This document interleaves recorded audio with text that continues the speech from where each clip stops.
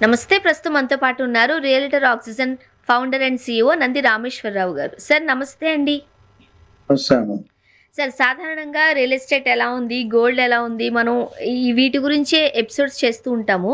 But ఇప్పుడు నా దగ్గర కొన్ని డౌట్స్ ఉన్నాయండి.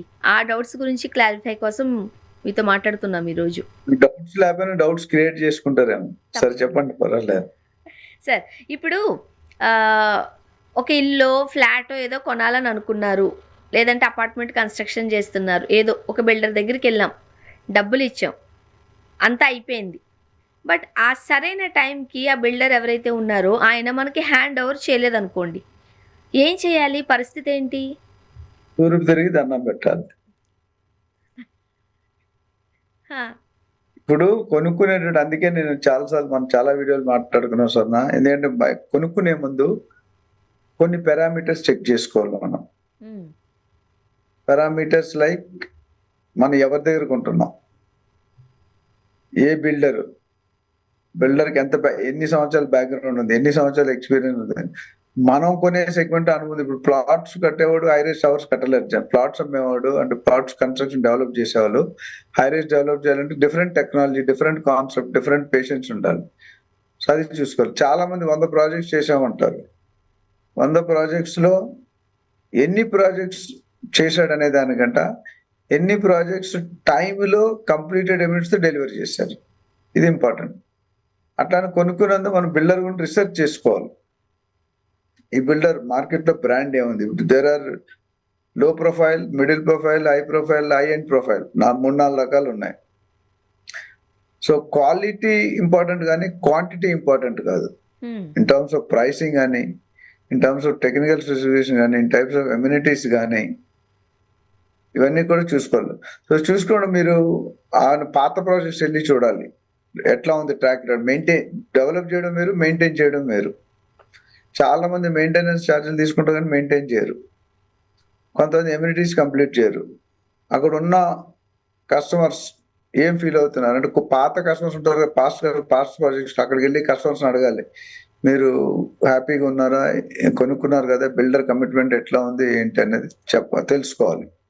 గూగుల్ రివ్యూస్, ఎంప్లాయీస్ అడగాలి. సైట్కి వెళ్ళి సైట్ చూడాలి, on going site, permissions, legal, EC, legal opinion, mutation, link document, sale agreement, sale deed, NALA conversion, government power, ఇవన్నీ కూడా చెక్ చేసుకుంటే 90% మీకు ఇబ్బంది ఉండదు.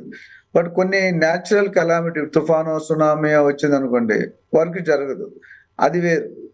ఏదైనప్పటికీ ముళ్ళు వచ్చి అరిటాక్ మీద పడినా, అరిటాక్ వచ్చి ముళ్ళు మీద పడినా లాస్ అరిటాకే. మీరు చెక్ చేసుకొని కొనుక్కుంటే చెక్ చేసుకుని కొనుక్కుంటే కూడా మీకే లాస్. సో అండ్ ముఖ్యంగా చాలా మంది బిల్డర్స్ ని కలవరు. బిల్డర్స్ ని కలిస్తే చాలా బెటర్. ఎందుకంటే listen from the horse mouth. అంటే ఆయనకంటే డైరెక్టర్ అంటే సేల్స్ డైరెక్టర్ వాళ్ళు కాదండి, ప్రమోటర్స్ ఆఫ్ ద కంపెనీ. వాళ్ళు కలిస్తే వాళ్ళ విజన్, వాళ్ళతో గంట మాట్లాడితే మీకు తెలిసిపోతుంది. ఎవరైనా కొత్త మనిషితో మనం ఒక 1 అవర్ మాట్లాడాం అనుకోండి, you know something about that person, you can gauge that person. Okay, A గ్రేడో, బి గ్రేడో, ఏ ప్లస్ ఎగ్జామ్ లో ఎలాగైతే గ్రేడింగ్ వస్తుందో అట్లా మనం దాన్ని బట్టి మనం సర్వే చేసుకోవాలి. ఫస్ట్ చుట్టుపక్కల మీరు చూసుకోవాలి, అడగాలి. వెండర్స్ కొంతమంది పేమెంట్లు ఇవ్వక పేపర్లో వస్తారు, శాలరీస్ ఇవ్వక పేపర్లో వస్తారు, ప్రాజెక్ట్ కంప్లీట్ చేయక న్యూస్ లో వచ్చేస్తారు, టీవీలో స్క్రోల్ అవుతుంది. మనం ఎన్నో చూసాం బిల్డర్స్ మూతలు వేసిన దాన్ని. అంటే ఇందులో 100 మంది ఉంటే ఒక 5 మంది 6 మంది ఉంటారు, కానీ ఈ ఎఫెక్ట్ మొత్తం 94 మంది కూడా పడుతుంది. సార్ ఇప్పుడు ఫర్ ఎగ్జాంపుల్ ఒక పర్సన్ కన్‌స్ట్రక్షన్ స్టార్ట్ చేశారు. ఒక బిల్డర్‌కి ఇచ్చారు అని అనుకుందామండి. సో ముందుగానే అగ్రీమెంట్ ఉంటుందా? పలానా అంటే మనం ఎన్ని ఫ్లోర్స్ ఏస్తున్నాము? ఎటువంటి అమ్యూనిటీస్ ఇవ్వబోతున్నారు? ఏ మంత్ కల్లా ఇది కంప్లీట్ చేసి ఇస్తారు? ఎన్ఓసి ఎప్పటి వరకు ఇవ్వగలుగుతారు? ఇవన్నీ కూడా మనకు ముందుగానే అగ్రీమెంట్‌లో ఉంటాయా? డెఫినెట్ గా ఉంటాయి. లేకపోతే కొనకూడదు మీరు. ఎందుకంటే ఖచ్చితంగా ఉండాలా ఇవి? ఉండాలి. రేరా అనేది మన తర్వాత మాట్లాడదాం నెక్స్ట్. రేరాలో కొన్ని గైడ్ లైన్స్ ఇచ్చారండి. అంత ముందు కొద్ది అవకతవకలు బాగా జరిగేవి. బిల్డింగ్స్ కట్టినప్పుడు కింద పర్మిషన్ ఇలా తీసుకొని ఇలా కట్టేవారు, వాటర్ ట్యాంక్ లాగా. దాని పర్మిషన్ ఉండదు. ఇది ఒక 20 years బ్యాక్. ఇప్పుడు అలా లేకుండా పర్మిషన్ ఇస్తున్నారు. అంతకుముందు పర్మిషన్ అనేది ఒకసారి ఇచ్చేవారు, తర్వాత ఇన్స్పెక్షన్ ఉంటుంది. ఇప్పుడు ఏం చేయాలి? 2 సార్లు. ఒకటి పర్మిషన్ టు బిల్డ్, రెండోది ఓసీ అనేది పర్మిషన్ టు ఆపరేట్. సో ఇందులో మధ్యలో చాలా రూల్స్ పెట్టారు గవర్నమెంట్. ఒక బిల్డర్ కి పర్మిషన్ ఇచ్చే ముందు మార్టిగేజ్ క్లాజ్ అని ఉంటుంది. మార్టిగేజ్ అంటే మనం ఒక 100 ఫ్లాట్లు కడితే 10 ఫ్లాట్లు గవర్నమెంట్ కి మార్టిగేజ్ చేయాలి. ఎందుకు చేయాలి? మనం ఏదైతే కమ్యూనిటీ చేసామో లేదా లాస్ట్ లో చూస్తారు. ఒకవేళ చేయలేదంటే బిల్డింగ్ కూలగొడతారు. కింద గ్రౌండ్ ఫ్లోర్ ఫస్ట్ ఫ్లోర్ లో తీసుకుంటారు ఎక్కువ మార్టిగేజ్. పైన తీసుకుంటే కింద బాగుంటుంది, కింద కూడా మొత్తం పోతుంది కదా. సో ఇది ఒక ఫియర్ క్రియేట్ చేశారు బిల్డర్. ఇదేంటంటే జనరల్ గా rules are for bad builders, but rules are followed only by good builders. నీలాగా నాలాగా. సో మనం రేరా ఏమన్నదంటే ఒక ఫార్మాట్ ఇచ్చింది. సేల్ అగ్రిమెంట్ ఏ విధమైన పారామీటర్స్ ఉండాలి, సేల్ డీడ్ ఏ విధమైన పారామీటర్ ఉండాలని ఆ ఫార్మాట్ లోనే ఇవ్వాలి మనం. ఆ ఫార్మాట్ బయర్స్ కి ముఖ్య సజెషన్ అంటే సైన్ పెట్టేటప్పుడు ఎమోషనల్ సెంటిమెంట్ లో వావ్ ఫ్యాక్టర్ లో పెట్టేకండి. పెట్టే ముందు ప్రతి లైన్, ప్రతి అక్షరం, ప్రతి వర్డ్ చదివితే మీకు one side most general some of the builders 1-sided agreements ఉంటాయి. 2-sided ఉండాలి. ఏదైనా మనం పని చేయాలంటే రెండు చేతులు ఉంటేనే చప్పట్లు కొట్టాలి, ఒక చేతితో కొట్టలేవు కదా. సో అది చూసుకోవాలి మీరు.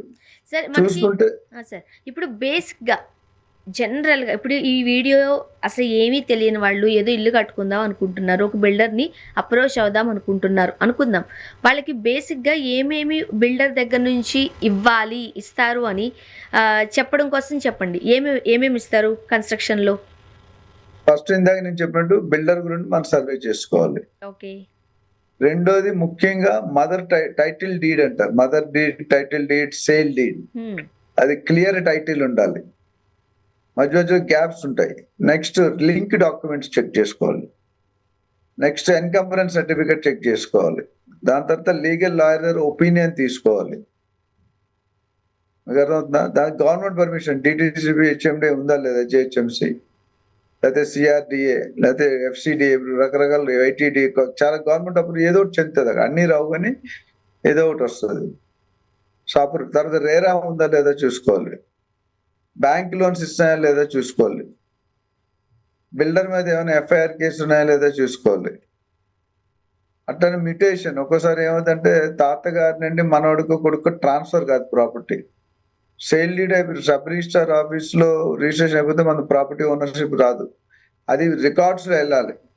ఇప్పుడు మన స్కానింగ్ ఇవన్నీ చేసి పెట్టారు. సో ఇవి చెక్ చేసుకుంటే మీకు మీ కొనుక్కున్న ప్రాపర్టీ తర్వాత సేఫ్ పీస్ ఆఫ్ మైండ్ ఉంటుంది. లేకపోతే ఇందులో ఏ ఒక్కటి లేకపోయినా మీరు ఇబ్బంది, టికెట్ లేని ప్రయాణం ఇక్కడ మీరు ఇబ్బందుల్లోకి వస్తారు. సో ప్రాపర్టీ చూడండి, సర్వే చేయండి, pause and take a decision, ఆలోచించి డెసిషన్ తీసుకోండి. ఇప్పుడు జనరల్ గా ఏంటంటే అమ్మేవాడికి కొనేవాడు ఎప్పుడు లోకువే, చెప్పేవాడికి వినేవాడు ఎప్పుడు లోకువే.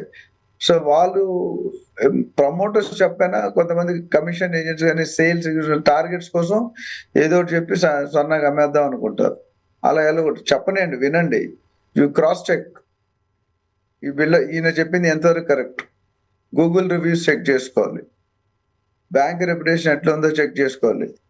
ఇంతకుముందు అనుకున్న చేసిన ప్రాజెక్ట్స్ విజిట్ చేయాలి. ఇప్పుడు కడుస్తున్న ప్రాజెక్ట్, కొంతమంది సైట్ లో ఈఎస్ఐ పిఎఫ్ కట్టరు. అప్పుడు చాలా సైట్ లేదని అయింది, కొంతమంది ఎంప్లాయీస్ పడిపోయి చనిపోయారు అనుకున్నా, వర్క్ ఆగిపోతుంది కదా. అది చెక్ చేసుకోవాలి. ఈ డాక్యుమెంట్స్ అన్ని కూడా చెక్ చేసుకున్న తర్వాత మీరు ముందుకెళ్తే బెటర్. ఇప్పుడు ఫర్ ఎగ్జాంపుల్ కన్స్ట్రక్షన్ బిల్డింగ్ అనుకోండి. అది ఇప్పుడు కన్స్ట్రక్షన్తో పాటుగానే మనకి వైరింగ్ వాళ్ళే చేస్తూ ఉంటారు. ఇప్పుడు ఇంటీరియర్ అంటే అది సెపరేట్ అవుతుంది. బట్ బిల్డర్ ఏమేమి ఇస్తారు? వైరింగ్ ఇస్తారు, అండ్ సమ్ విండోస్, డోర్స్, ఇవన్నీ బిల్డరే కదా ఇస్తారు, లేకపోతే అందులో మనం యాడ్ ఆన్ చేసుకున్న దాన్ని బట్టి ఉంటుందా?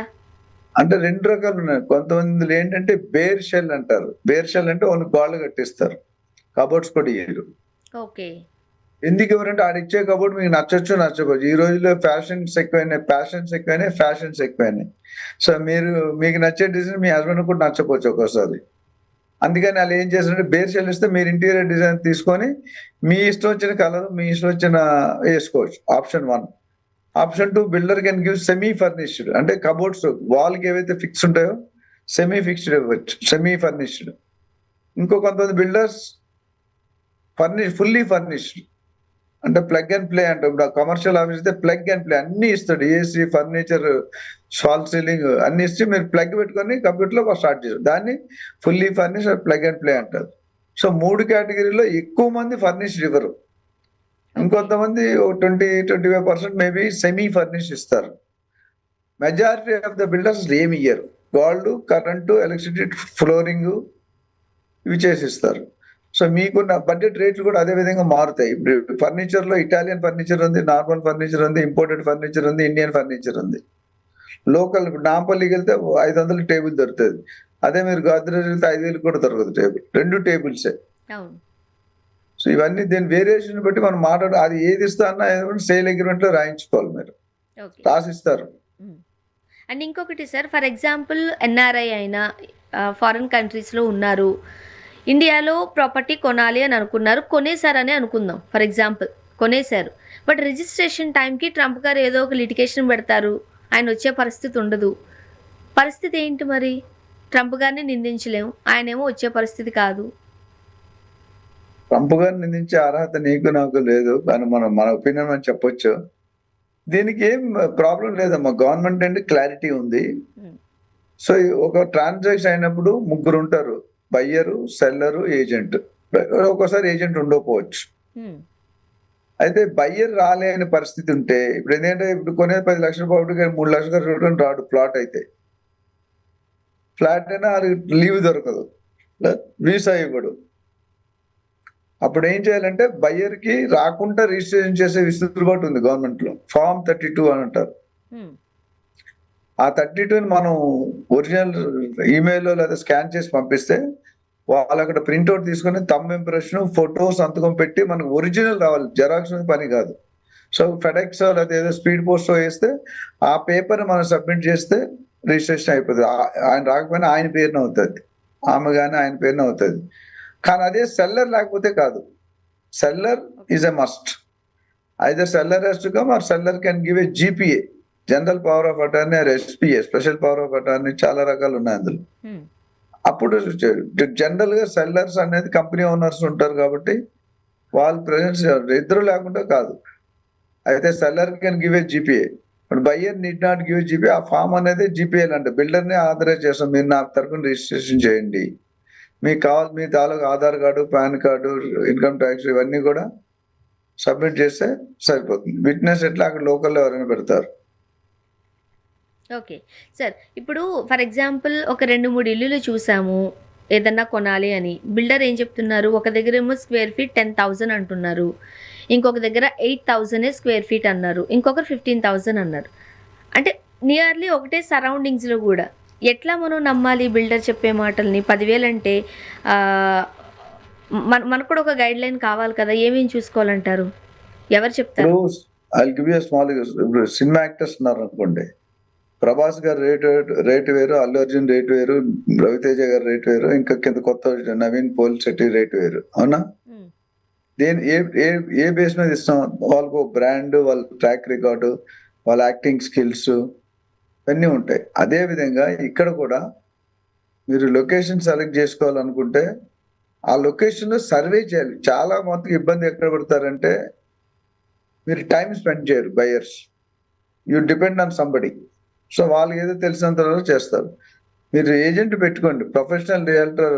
నాలా చాలా మంది, నేను కొన్ని వేల మందికి గైడ్ చేశాను, మీకు ఆల్రెడీ అవేర్నెస్ ఉంది. పెట్టుకుంటే 80-90% జాబ్ వాళ్ళు మీకు చేసి పెడతారు.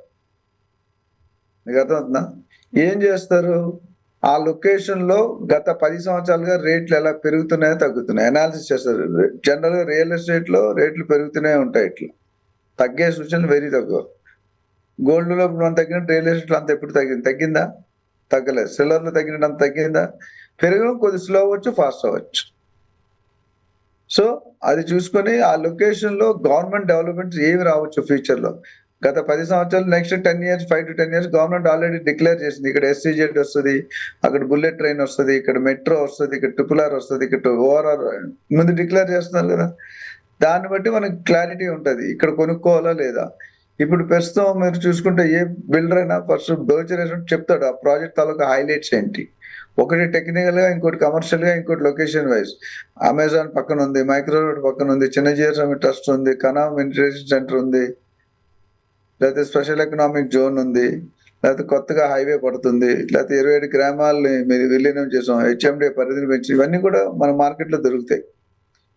ఇవన్నీ చూసుకొని మీరు కొనుక్కుంటే మీకు పెట్టుకున్న పెట్టుబడి ఏదైతే ఉందో అది రెట్టింపు అయ్యే అవకాశాలు ఉన్నాయి.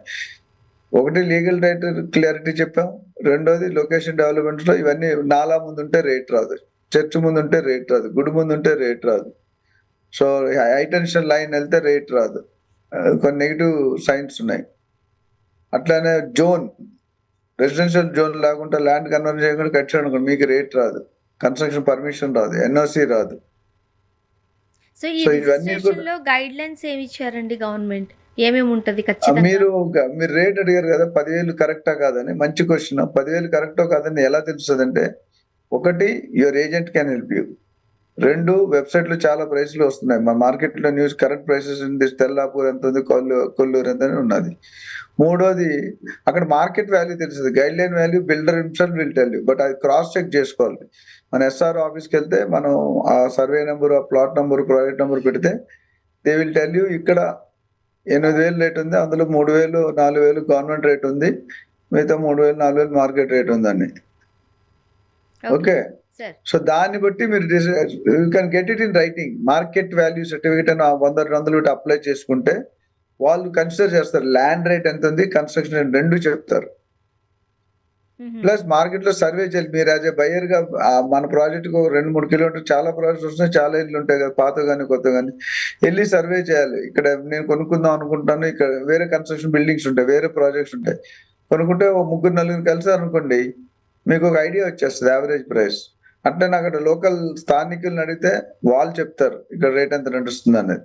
సో దేర్ ఆర్ 101 వేస్. మీరు వెబ్సైట్ లో చెక్ చేయొచ్చు, ప్రైస్ మార్కెట్ లో ఇప్పుడు పేపర్లు వేస్తారు ప్రెసెంట్ ఇవాళ ఈ రేట్లు. ఇప్పుడు గోల్డ్ కి ఎలాగైతే రేట్ ఉందో, రియల్ ఎస్టేట్ లో కూడా నెలకి వారానికి ఒక ఆర్టికల్స్ వస్తుంటాయి, తెల్లాపూర్లో ఎంత ఉంది, కుక్కటిపల్లిలో ఎంత ఉంది, తార్నాకాలు ఎంత ఉంది అని రకరకాల ఏరియాలు ఇస్తారు. ఇవన్నీ గైడ్ లైన్ తీసుకొని వాళ్ళని రియల్ ఎస్టేట్ ఎక్స్పర్ట్ కనుక్కుంటే మీకు ఓవరాల్ పిక్చర్ వచ్చేస్తుంది. సో దాన్ని బట్టి మీరు పెట్టుకోవాలి. తక్కువ చెప్తున్నారు ఎందుకంటే ఒకే ప్లేస్ లో 2 ప్రాజెక్ట్స్ ఉంటే స్టాండ్ అలోన్ బిల్డింగ్ రేట్ ఎప్పుడు తక్కువ ఉంటుంది, గేటెడ్ గా ఉంటుంది ఫ్లాట్ రేట్ కూడా ఎక్కువ ఉంటుంది. అది చూసుకొని ఇవన్నిటి ఓవరాల్ అనాలిసిస్ చేసుకుంటే మీకు క్లారిటీ వస్తుంది. అండ్ ఇప్పుడు ఇంతకుముందు నేను అడిగినట్టు ఇవన్నిటి విషయంలో ఒక క్లారిటీ వచ్చిన తర్వాత మనం రిజిస్ట్రేషన్కి వెళ్తున్నాం. ఈ రిజిస్ట్రేషన్కి సంబంధించిన గైడ్ లైన్స్ ఎలా ఉంటాయి, ఎవరిస్తారు? రిజిస్ట్రేషన్ అనేది ఇప్పుడు లేటెస్ట్ ట్రెండ్ ఏంటంటే, మనకి టైం ఉండట్లేదు కదా, బిల్డరే అన్ని అరేంజ్ చేసుకుంటున్నాడండి ఒకటి. రెండోది మీకు కావాలంటే ప్రతి సబ్ రిజిస్టర్ ఆఫీస్ దగ్గర డాక్యుమెంట్ రైటర్ అని ఉంటాడు. ఆ డాక్యుమెంట్ రైటర్కి వెళ్ళి మీరు చెప్తే వాడు floor plan, land plot plan, తర్వాత దానికి సర్వే నెంబరు ఇవన్నీ కూడా లింక్ చేసి ఒక డాక్యుమెంట్ తయారు చేస్తారు. అది కూడా రేరా ఫార్మాట్, బిల్డర్ ఇచ్చేది రేరా ఫార్మాట్ గా అనుసంధానంగా ఉండాలి. వేరే ఉంటే మనం you need to find out. Website లో కొడితే రేరాలో వెళ్తే రేరాలో సేల్ అగ్రిమెంట్ ఫార్మాట్ ఉంటుంది, సేల్ డీడ్ ఫార్మాట్ ఉంటుంది. సో ఈ డాక్యుమెంట్ రైట్ అనేవాడు ఇవన్నీ హ్యాండిల్ చేస్తాడు. స్టాంప్ చాలాన్ డ్యూటీ ఎంత కట్టాలి, ఎప్పుడు కట్టాలి, ఆధార్ కార్డు ఉండాలి, పాన్ కార్డు ఉండాలి, గూగుల్ పిన్ ఉండాలి, పాత ప్రాపర్టీ ట్యాక్స్ రిసిప్ట్ ఉండాలి, ఎలక్ట్రిసిటీ బిల్ ఉండాలి, నాలా కన్వర్షన్ ఉండాలి, సేల్ అగ్రిమెంట్ ఉండాలి, లింక్ డాక్యుమెంట్ ఉండాలి, ఇవన్నీ డాక్యుమెంట్ అన్ని చూసుకునే రిజిస్టర్ ఆఫీస్ ప్రాసెస్ చేస్తారు. ఒకసారి రిజిస్ట్రేషన్ అయిపోయిన తర్వాత 3 ఇమీడియట్ డాక్యుమెంట్ స్లిప్ ఇస్తారు. అది ఒకసారి స్కానింగ్ అయిన తర్వాత 3-4-5 days లో మన ఒరిజినల్ డాక్యుమెంట్ వస్తుంది. సార్ ఇప్పటి వరకు ఈ రిజిస్ట్రేషన్కి సంబంధించిన గైడ్ లైన్స్ గురించి మాట్లాడారు, అండ్ బిల్డర్ ఏమేమి ఇస్తారు, మనం ఏమేమి చూసుకోవాలి, ఇవన్నీ చెప్పినప్పుడు ఒక సామాన్యులు ఎవరైనా అదే కొత్తగా ఒక ఇల్లు లేకపోతే కన్స్ట్రక్షన్ చేయాలనుకునేటప్పుడు మీరు చెప్పిన డాక్యుమెంట్స్ అన్ని గుర్తుండడమో లేకపోతే దాని గురించి చాలా ఇబ్బందులు ఉంటాయి. నాకు అర్థమవుతుంది ఖచ్చితంగా లీగల్ ఒపీనియన్కి వెళ్ళడం 100% మంచిది అని. మీరేమంటారు? అది ఎవరిస్తారు, ఎలాంటి వాళ్ళని అప్రోచ్ అవ్వాలి? ఇది 100% కాదమ్మా, 200% కరెక్ట్. ఎందుకంటే without legal opinion you're buying, you're digging your own graveyard. ఎందుకంటే ఎస్పెషల్లీ మన హైదరాబాద్ కి మంచి పేరుంది. The documents are not very clear in 80% of the properties, 70% of the properties. అది మన అదృష్టం ఏదోటి అనుకోవాలి. అందుకనే లీగల్ లాయర్ అనేది ప్యానెల్ లాయర్స్ ఉంటారండి. లాయర్ దగ్గర కూడా మంచి వాళ్ళ దగ్గరికి వెళ్ళాలి. బిల్డర్ చెప్పిన లాయర్ దగ్గరికి వెళ్తే మేబీ జెన్యూన్, ఈ may not be genuine, 90% he might be genuine. But ఆ 10% మన నెంబర్ పడితే మనం బుక్ అయిపోతాం, కొట్టుకుపోతాం, కొంప కొల్లేరు అయిపోతుంది. సో దానికి ఏం చేయాలంటే మీరు మాలాంటి అడ్వైజర్ దగ్గర ప్యానెల్ మెంబర్స్ ఉంటారు, ప్రొఫెషనల్ లాయర్. ఇంతకుముందు ఒకటే లాయర్ అన్ని డిపార్ట్మెంట్, ఇప్పుడు అలా లేదు. మ్యారేజ్ డిస్ప్యూట్స్ వేరు, చెక్ డిస్ప్యూట్స్ వేరు, రియల్ ఎస్టేట్ వేరు, కార్పొరేట్ వేరు, అలా ఉన్నాయి. సో ఆ లాయర్ దగ్గరికి వెళ్తే 10,000 20,000 తీసుకొని మీ వాల్యూ బట్టి రిపోర్ట్ ఇస్తాడు. మీరు డాక్యుమెంట్ అనేది సబ్మిట్ చేస్తాం, అన్ని చెక్ చేసి ఆయన ఒక రిపోర్ట్ ఇస్తారు. ఏమి ఇస్తారంటే 3 సర్వే చేసుకున్న తర్వాత ఆయన అన్ని చెక్ చేసుకొని 3 ఆన్సర్లు ఉంటాయి, 3 క్లాసెస్ ఉంటుంది. కేస్ 1 అన్ని కరెక్ట్ ఉన్నాయి, తీసుకోవచ్చు. సెకండ్, కేస్ 2లో కొన్ని డాక్యుమెంట్స్ లేవు, మిస్సింగ్, ఈ డాక్యుమెంట్ ఉంటే కొనుక్కోవచ్చు. కేస్ 3 ఇది కొనొద్దు. సో లీగల్ ఒపీనియన్ తీసుకుంటే మీకు బ్యాంక్ లోన్ కావాలన్నా లీగల్ ఒపీనియన్ అడుగుతాడు. సో ఇవన్నీ చూసుకొని లీగల్ ఒపీనియన్ ఇచ్చింది దాన్ని బట్టి మీకు ఏదైనా డౌట్ ఉందనుకోండి, ఇటు పెద్ద ప్రాపర్టీ 100 కోట్ల ప్రాపర్టీ కొన్నారు, then you should go for second legal opinion also. Okay. ఎందుకంటే లీగల్ గా తక్కువైతే మీరు 100 కోట్ల తర్వాత 10 కోట్లు కూడా ఎవరు కొండు. నేను ఒక కేసు చెప్తాను మీకు. ఒక ఆయన agriculture land, farm plots agriculture land కొనుక్కున్నాను. వెళ్తే 1,00,000 అంటారు. రోడ్ యాక్సెస్ లేదు, ప్రాపర్టీ మంచిదే, టైటిల్, బట్ రోడ్ యాక్సెస్ లేదు. అన్నదమ్ములు, ఒక 5 మంది అన్నదమ్ములు, ఒక ప్లాట్కి ఒక అన్నదమ్ముడు ప్లాట్కి వెళ్ళాలంటే ఈ అన్నదమ్ముడు దారి ఇస్తేనే వెళ్తారు, లేకపోతే వెళ్ళలేరు. అది మీరు కొనేసారు అనుకోండి, డెఫినెట్ గా రోడ్ సైడ్ ఉన్న ప్రాపర్టీ 10 కోట్లు చెప్పాడు అనుకోండి ఎకరం, బ్యాక్ సైడ్ ఉన్న ప్రాపర్టీ 7 కోట్లు 6 కోట్లు చెప్తాడు. ఎందుకంటే దానికి యాక్సెస్ లేదు, ఎలాగెళ్తారు? రేపు పొద్దుటి అన్నదమ్ములు కొట్టుకొని విడిపోతే మీరు లాస్ అయిపోతారు. ఒక అన్నదమ్ముడు అమ్ముతాడు, ఒక అన్నదమ్ముడు అమ్మకపోవచ్చు. అమ్మే తమ్ముడు అన్నదమ్ముడు వెనకాల ఉన్నాడు, మీరు కొనుక్కున్నారు, ముందు నుండి రోడ్డు రావాలి. ఈ ముందోడు తమ్ముడికి వెనక్కి పడపోతే రోడ్డు రాదు. రోడ్డు లేని ప్రాపర్టీ మీరు కొంటారా? మీ ఆఫీస్కి ఉంది, రోడ్డు లేకపోతే ఎలాగ వస్తాం మేము? సో ఇలాంటి కేసులు ఎన్నో వస్తాయి కాబట్టి మీరు చెక్ చేసుకోవాలి డీటెయిల్. అందుకని నేను చెప్పిన లీగల్ ఒపీనియన్ లో అన్ని చూసుకుంటారు. అంటే డైమెన్షన్స్, ఫేసింగ్. ఓకే సార్, ఇప్పుడు రెరా ఇంపార్టెన్స్ ఏంటి? సాధారణంగా ఇప్పుడు రెరా అప్రూవల్ ఉంటేనే కొనుక్కోవాలని కూడా గట్టిగా చెప్తుంది, గవర్నమెంట్ కూడా అదే చెప్తున్నారు. ఈ ఇంపార్టెన్స్ ఏం చెప్తారు? రెరా అనేది పెద్ద సబ్జెక్ట్ అమ్మా. నువ్వు అడిగిన 2 నిమిషాల్లో చెప్పడానికి నేను క్రాష్ కోర్స్ చేయాలి. గుంటూరులో అంత మేము చదువుకున్నాడు రవి ట్యూటోరియల్స్, విజ్ఞాన్ ట్యూటోరియల్ 2 ఇన్స్టిట్యూట్లు ఉండేవి, మెడికల్ సీట్, ఇంజనీరింగ్ ఎంట్రన్స్. అందులో జాయిన్ అయితే అట్లానే వైజాగ్ లో గంగాధర్ కోచింగ్ అని ఉండేది. ఈ ఇన్స్టిట్యూట్ జాయిన్ అయితే సీట్ మినిమం గ్యారంటీ అన్నట్టు ఉండేది. ఓకే, ఇప్పుడు ఇక్కడ కూడా ఏం చేయాలంటే మీరు ఆ స్ట్రాటజీ వాడాలి, లేకపోతే చాలా కష్టం. అంటే ఏం చేయాలి? ఇప్పుడు మీరు అడిగిన క్వశ్చన్ మళ్ళీ చెప్పండి నాకు ఒకసారి. ఇప్పుడు రెరా అప్రూవల్ కంపల్సరీ అని చెప్తున్నారు. RERA so got it. RERA అనేది real estate regulatory authority act. కేవలం రియల్ ఎస్టేట్ ప్రాపర్టీస్ డిపార్ట్మెంట్ సంబంధించే ఈ బాడీ పనిచేయదు, మిగతా ఏ డిపార్ట్మెంట్ పనిచేయదు. అంటే ఏంటి? బయ్యర్, సెల్లర్, ఏజెంట్, ముగ్గురికి కొన్ని గైడ్ లైన్స్ ఫ్రేమ్ చేశారు. ఆ గైడ్ లైన్స్ ఫాలో కాకపోతే, ఫర్ ఎగ్జాంపుల్ బిల్డర్ ఉన్నాడు, బిల్డర్ కంపెనీకి రేరా నెంబర్ ఉండాలి, ప్రాజెక్ట్ కి రేరా నెంబర్ వేరేగా ఉండాలి. ఓకే. అట్లానే సేల్ అగ్రిమెంట్ ఫార్మాట్ ఫాలో కావాలి, సేల్ డీడ్ ఫార్మాట్ ఫాలో కావాలి. ఇవన్నీ రేరా సపోర్ట్ చేస్తుంది. ఇది కాకుండా బిల్డర్ కొన్ని రూల్, ఇంత ముందు ఏమైందంటే బిల్డర్స్ అంటే 10-20 ఇయర్స్ బ్యాక్ ఒక ప్రాజెక్ట్ లో 100 కోట్లు కలెక్ట్ చేసి ఆ ప్రాజెక్ట్ లో 50 కోట్లు వరకు, ఇంకో 50 కోట్లు వేరే పర్సనల్ అసెట్ వేరే ప్రాజెక్ట్కి వెళ్ళిపోయాడు. ఆ రెండో ప్రాజెక్ట్ లో 100 కోట్లు కలెక్ట్ చేసి ఇంకొక 25 కోట్లు వేరే డైవర్సిఫై. అప్పుడు ఏమైంది? ఏ ప్రాజెక్టు కంప్లీట్ కాదు. అందుకని రేరా ఏమన్నారంటే మీరు కస్టమర్ దగ్గర కలెక్ట్ చేసుకున్న డబ్బులు డెఫినెట్ గా మా పర్సూరెన్స్ అంటే మా మానిటరింగ్ లో జరగాలి. ఒక 30, ఇప్పుడు సపోజ్ మీరు 100 కోట్లు కలెక్ట్ చేశారు, 30 కోట్లకి మీ లాభం కింద పెట్టుకోండి, లేదా మీ డిస్కౌంట్ 70 కోట్లు మాకు తెలియకుండా ఖర్చు పెడితే మిమ్మల్ని జైల్లో పెడతాం, లేదా జరిమానా 10% ఆఫ్ ద ప్రాజెక్ట్ కాస్ట్ చేస్తామని ఒక రూల్ పెట్టారు. అదేవిధంగా మీరు బయ్యర్కి కనుక 2-3 సంవత్సరాలు డిలే చేస్తే రెంట్ అయినా కట్టాలి, లేదా ఇంట్రెస్ట్ అయినా కట్టాలి. మూడోది, మీరు ట్రైల్ అగ్రిమెంట్ ఇచ్చిన స్పెసిఫికేషన్ కనుక యాజ్ ఇట్ ఈస్ ఇవ్వకపోతే దానికి పెనాల్టీ వేస్తారు. Buyer can file a case to RERA against the builder. RERA ఇచ్చిన సమాధానంతో మీరు సంతృప్తి కాకపోతే, రేరా మీద పైన ఇంకో బాడీ ఉంది, రేరా అప్లియేట్ అథారిటీ. వాళ్ళు ఇచ్చిన ఆన్సర్ తో కూడా సొల్యూషన్ మీరు సంతృప్తి అంటే మీరు సాటిస్ఫై కాకపోతే you can go to high court directly. కింద దిగువ కోర్టులకు వెళ్ళడానికి లేదు. So RERA is very strong. They can keep anybody behind the bar if you are defaulted. మీకు అర్థమవుతుందా? అదే విధంగా మనం బిల్డర్ తప్పు చేస్తే ఏం చేస్తారని ఎన్ని మాట, బయ్యర్ తప్పు చేస్తే ఎక్కడ చట్టంలో లేదు ఎక్కువ. తప్పంటే ఏంటంటే బయ్యర్ ఈఎంఐస్ కట్టట్లేదు టైం మీద, మన శాలరీ రావట్లేదు, ఉద్యోగం పోయింది, బిజినెస్ లాస్ అయింది, కరోనా వచ్చింది, హుడూడు వచ్చింది, తుఫాన్ వచ్చింది, సో ఇన్కమ్ లేదు, ఇప్పుడు కట్టలేడు కదా, ఈఎం సగం కట్టాడు. అప్పుడు బిల్డర్ 1 month 2 months టైం ఇచ్చి builder will file a case against the buyer to RERA.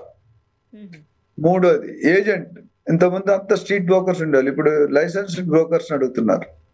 అంటే రేరాలో పర్మిషన్ లైసెన్స్ రిజిస్టర్ చేసుకుంటే ఆ ఎలిజిబిలిటీ ఏరియా చెక్ చేస్తారు రేరా వాళ్ళు. ఏంటి ఈ ఏజెంట్ మంచోడైనా, ఎన్ని సంవత్సరాలు ఉంటున్నాడు, ఇన్ని మీద ఎఫ్ఐఆర్ కేసులు ఉన్నాయా, ఏమైనా పోలీస్ కేసులు ఉన్నాయా, ఏమైనా వీసా కేసులు ఉన్నాయా, అసలు ఆఫీస్ ఉందా, అతా ఉందా, పతా ఉందా, దశ ఉందా, దిశ ఉందా, వెబ్సైట్ ఉందా, ఎంత బ్రాండ్ ఉంది, ఎన్ని ట్రాన్సాక్షన్ చేసి, ఇవన్నీ కూడా చాలా పారామీటర్స్ చెక్ చేస్తారు. చెక్ చేసా కానీ రేరా లైసెన్స్ ఇస్తాడు. ఇంకొకటి ఇక్కడ ఇంపార్టెంట్ అంటే సర్వీస్ తీసుకొని చాలా మంది డబ్బులు ఇవ్వరు ఏజెంట్స్ కి.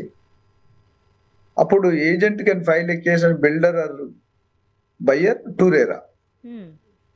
అదేవిధంగా రేరా ఏజెంట్ చీట్ చేస్తాడు. చీట్ చేస్తే customer and builder can file a case on agent to RERA. 500 square meter కంటే ఎక్కువ ఉంటే రేరా పర్మిషన్ ఉండాలి. ఒకే జాగాలో 8 యూనిట్ల కంటే ఎక్కువ కడితే రేరా పర్మిషన్ ఉండాలి. మూడో కండిషన్ అంటే 2017 1 January కంటే ముందు అయితే రేరా అక్కర్లేదు, తర్వాత దానికి రేరా ఉండాలి.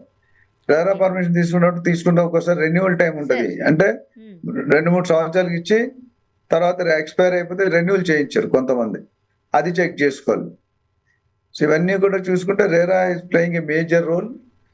అంటే ఫుల్ స్వింగ్ గా ఆపరేట్ చేయట్లేదు, but slowly it is increasing. Importance of RERA is increasing. ఇది మొత్తం ఆల్ ఓవర్ అన్ని స్టేట్స్ లో కూడా ఉంటుంది, సెంట్రల్ గవర్నమెంట్ ఇనిషియేట్ చేస్తుంది. ఓకే సార్, ఇప్పుడు ఫైనల్ గా చెప్పండి, 30-40 years నుంచి మీరు రియల్ ఎస్టేట్ లో ఉన్నారు, ఎక్స్పర్ట్, చాలా ప్యాషన్ తో మీరు ఇక్కడికి వచ్చారు, చాలా మేము అడిగిన ప్రతి ప్రశ్నకి కూడా ఓపిక్గా ఆన్సర్ చేస్తూ ఉంటారు.